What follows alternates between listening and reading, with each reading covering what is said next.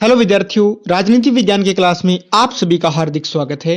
विद्यार्थियों, हमने आपकी कक्षा 12 की राजनीति विज्ञान की एमसीक्यू प्रैक्टिस सीरीज चला रखी है और इस प्रैक्टिस सीरीज के अंतर्गत आज हम आपकी स्वतंत्र भारत में राजनीति आपकी जो पुस्तक है उसके 8वें यानी अंतिम अध्याय भारतीय राजनीति और नए बदलाव इस चैप्टर के हम एमसीक्यू प्रश्न करने वाले हैं। और ये एमसीक्यू प्रश्न आपके बोर्ड एग्जाम में चाहे वो वन लाइनर प्रश्न हो, एमसीक्यूज हो या रिक्त स्थान वाले प्रश्न हो, उन सभी में काम आने वाले हैं। एक तरीके से आपके पूरे चैप्टर का रिवाइज भी हो जाएगा। तो आप इन प्रश्नों को अच्छे से तैयार करें। बोर्ड एग्जाम के अंदर आपको बहुत हेल्प इन प्रश्नों से मिलने वाली है। आप वीडियो पॉज करके भी कमेंट बॉक्स में अपना उत्तर दे सकते हैं। वीडियो के अंत में आप मुझे कमेंट करके जरूर बताएं कि आपके टोटल प्रश्नों में से कितने प्रश्न सही हुए हैं। तो विद्यार्थियों, आज की क्लास को आपका कीमती समय न गंवाते हुए शुरू करते हैं। और आप लोगों से एक गुजारिश रहेगी कि यदि आपको हमारे द्वारा की गई ये मेहनत अच्छी लग रही हो तो आप हमारे YouTube चैनल को सब्सक्राइब करके आप हमारे परिवार के सदस्य बन सकते हैं। और आप बेल आइकन प्रेस करना ना भूलें, क्योंकि जब भी हमारी नई क्लास अपलोड होगी तो तुरंत आपको नोटिफिकेशन मिल जाएगा। और अगर आपका कोई सवाल हो, कोई क्वेरीज हो तो आप कमेंट बॉक्स में पूछ सकते हैं, या फिर मेरी इंस्टाग्राम आईडी स्क्रीन पे फ्लैश हो रही होगी तो आप मुझे डायरेक्ट इंस्टाग्राम पर मैसेज करके भी अपना सवाल पूछ सकते हैं। चलिए आज की क्लास को शुरू करते हैं। पहला प्रश्न देखिए, इंदिरा गांधी की हत्या के बाद प्रधानमंत्री कौन बने? देखिए, इंदिरा जी की हत्या कब होती है? इंदिरा गांधी की हत्या हो जाती है 1984 में। इसके बाद में प्रधानमंत्री कौन बनते हैं? चार ऑप्शन आपके सामने हैं, आप अपना उत्तर कमेंट बॉक्स में दीजिए। बिल्कुल ऑप्शन नंबर 1 इसका सही हो जाएगा। इंदिरा गांधी के बाद में इंदिरा गांधी के पुत्र राजीव गांधी क्या बनते हैं? भारत के क्या बनते हैं? प्रधानमंत्री बनते हैं। आगे देखिए, दूसरा प्रश्न क्या है? 1984 के लोकसभा चुनाव में कांग्रेस पार्टी को कितनी सीटें मिली? देखिए, 84 में इंदिरा गांधी की हत्या के बाद में राजीव गांधी प्रधानमंत्री बने और उसके कुछ ही दिनों बाद में लोकसभा के चुनाव होते हैं और उसकी अगुवाई है वो राजीव गांधी करते हैं। और कांग्रेस को उस चुनाव में 84 के लोकसभा चुनाव में कांग्रेस पार्टी को कितनी सीटें मिली? बिल्कुल 361, 364, 371 या 415। बिल्कुल ऑप्शन नंबर 4, 415। आज तक कांग्रेस ने सबसे ज्यादा सीटें 1984 के लोकसभा में हासिल की थी। कितनी सीटें? 415 सीटें। आगे देखिए, अगला प्रश्न क्या है? राजीव गांधी की हत्या कब हुई? देखिए, राजीव गांधी की हत्या की किसने? तो लिट्टे से जुड़े श्रीलंकाई तमिलों ने राजीव गांधी की हत्या की थी। और राजीव गांधी की हत्या होती कब है ये आपको बताना है। बिल्कुल, राजीव गांधी की हत्या कब हुई थी? मई 1989 में। मई 1989 में राजीव गांधी की क्या हो जाती है? हत्या हो जाती है। कि चौथा प्रश्न क्या है? राजीव गांधी की मृत्यु के बाद कांग्रेस पार्टी ने किसे प्रधानमंत्री चुना? अब देखिए, राजीव गांधी की मृत्यु 1989 में हुई है। उसके बाद में दो व्यक्ति भारत के प्रधानमंत्री बने थे। लेकिन प्रश्न पे गौर कीजिएगा, प्रश्न में क्या पूछा है कि कांग्रेस पार्टी की ओर से बाद में प्रधानमंत्री कौन बनते हैं? यानी बीच में जो सरकारें बनी उसमें कांग्रेस पार्टी की सरकार नहीं थी। तो राजीव के बाद में जब भी कांग्रेस पार्टी के पास बहुमत आया तो सरकार किसने बनाई? कांग्रेस पार्टी ने। और प्रधानमंत्री किसे चुना? वो व्यक्ति हैं पीवी नरसिम्हा राव। यानी राजीव गांधी की बाद में कांग्रेस की ओर से प्रधानमंत्री कौन बनते हैं? पीवी नरसिम्हा राव बनते हैं। किन वर्षों में गठबंधन की सरकार बनी थी? देखिए, गठबंधन की सरकारें कब बनी थी? 1989 में, 1999 में और 2004 में। बिल्कुल, ये सारे ऑप्शन है वो सही है। इसका ऑप्शन नंबर 4 हो जाएगा, क्योंकि 1989, 1999 और 2004 इन सभी में गठबंधन की सरकारें हैं वो भारत के अंदर बनी थी। छठा प्रश्न देखिए, अच्छा प्रश्न है कि निम्न में से किस प्रधानमंत्री का कार्यकाल सबसे कम रहा है? एक कार्यकाल में सबसे कम दिनों तक प्रधानमंत्री कौन रहे हैं? तो वो व्यक्ति है अटल बिहारी वाजपेयी। मात्र 13 दिनों की इनकी सरकार थी। और उसके बाद में ये जरूर है वो 13 महीने के लिए बनते हैं, फिर उन्होंने 5 साल के लिए सरकार बनाई, लेकिन 13 दिन के लिए भी भारत के क्या रहे थे? प्रधानमंत्री रहे थे। अगला प्रश्न देखिए कि भारत में किस प्रकार का पार्टी सिस्टम विकसित हुआ है? यानी भारत में क्या पार्टी सिस्टम है? क्या भारत में एक पार्टी है, दो पार्टी है, बहुत सारी पार्टी है, बिना पार्टी के? बिल्कुल, भारत में बहु पार्टी सिस्टम है। यानी भारत में एक से अधिक राजनीतिक दल होते हैं और जिस भी राजनीतिक दल को बहुमत मिलता है वो राजनीतिक दल क्या करता है? सरकारें बनाता है। आगे देखिए, मंडल आयोग के अध्यक्ष कौन थे? मंडल आयोग, बिल्कुल बहुत ही फेमस है। मंडल आयोग के अध्यक्ष कौन थे? चार ऑप्शन आपके सामने हैं। चारों ऑप्शन है वो सिमिलर से है, तो आप बड़े ध्यान से इसको पढ़ के अपना उत्तर कमेंट बॉक्स में दीजिएगा। बिल्कुल, मंडल आयोग के अध्यक्ष कौन थे? ऑप्शन नंबर 2 बीपी मंडल। बीपी मंडल का पूरा नाम क्या है? बिंदेश्वरी प्रसाद मंडल इनका पूरा नाम है और इनके नाम पर क्या पड़ा था? मंडल आयोग पड़ा था। आगे देखिए, निम्न में से कौन कभी प्रधानमंत्री नहीं रहे? यानी 4 ऑप्शन आपके सामने हैं, वो भारत के प्रधानमंत्री नहीं रहे, वो आपको बताना है। मनमोहन सिंह बिल्कुल रहे, नरेंद्र मोदी, चंद्रशेखर। तो ऑप्शन नंबर 1 इसका सही हो जाएगा। सोनिया गांधी कभी भी भारत की प्रधानमंत्री नहीं रही है। आगे चलिए, 10वां प्रश्न क्या है कि मंडल आयोग की सिफारिशों को किसने लागू किया? किस सरकार ने मंडल आयोग की सिफारिशों को लागू किया?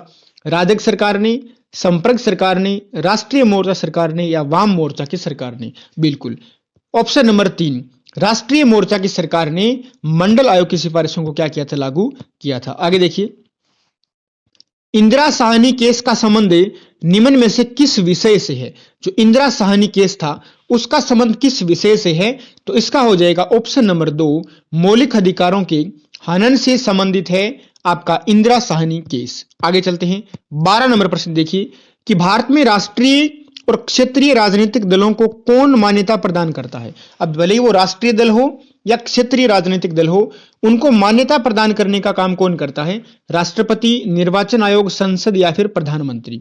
बिल्कुल ऑप्शन नंबर इसका 2 हो जाएगा।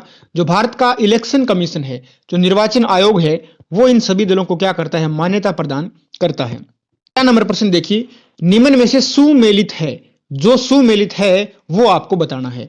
तो एक साइड में आपको यहां पर गठबंधन के नाम दे रखे हैं और आगे उनमें जो पार्टियां हैं उनके नाम दे रखे हैं। तो राष्ट्रीय मोर्चा में जनता दल और क्षेत्रीय दल थे, ये ऑप्शन सही है। राजग में भाजपा और क्षेत्रीय दल थे, ये भी सही है।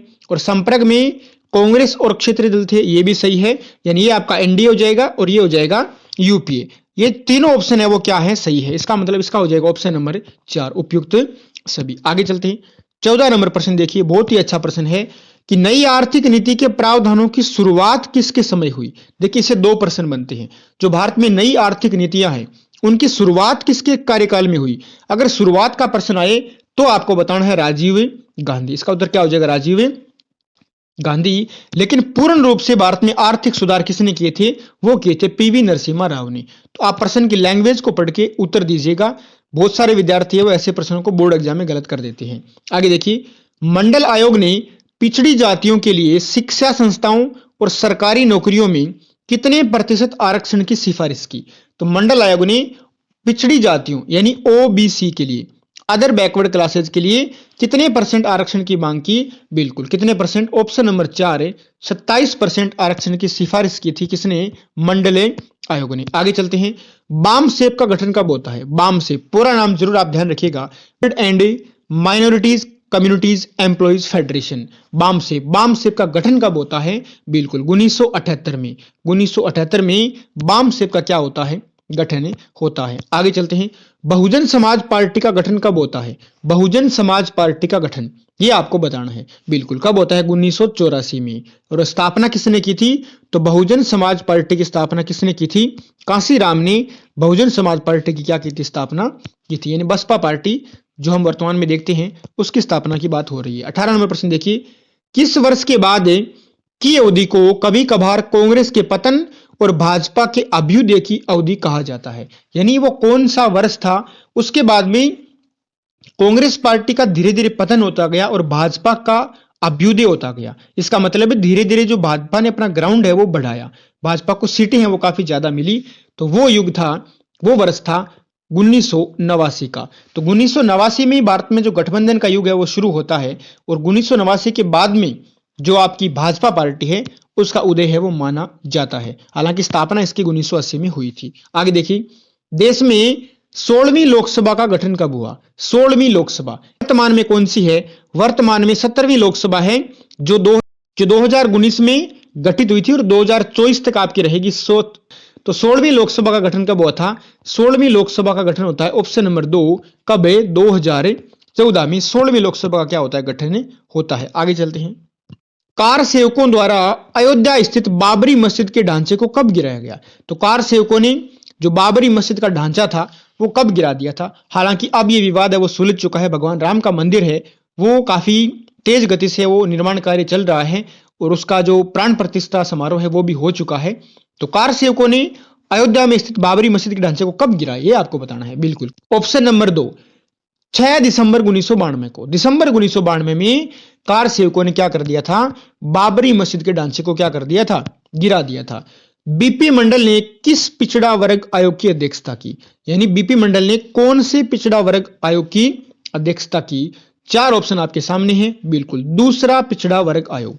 जो पहला पिछड़ा वर्ग आयोग है वो काका कालेलकर की अध्यक्षता में 1950 के दशक में बन चुका था, और दूसरा पिछड़ा वर्ग जो आयोग है 1978 में बीपी मंडल की अध्यक्षता में बना था। तो इसका ऑप्शन नंबर 2 है वो सही हो जाएगा। आगे चलते हैं, 22 नंबर प्रश्न देखिए, कालक्रम के अनुसार निम्न में से कौन सी घटना सबसे बाद में होती है, यानी सबसे बाद में होने का मतलब आपको इन सभी की डेट पता होनी चाहिए। तो संपर्क सरकार जिसको हम यूपीए बोलते हैं उसका गठन होता है कब, उसका गठन होता है 2004 में।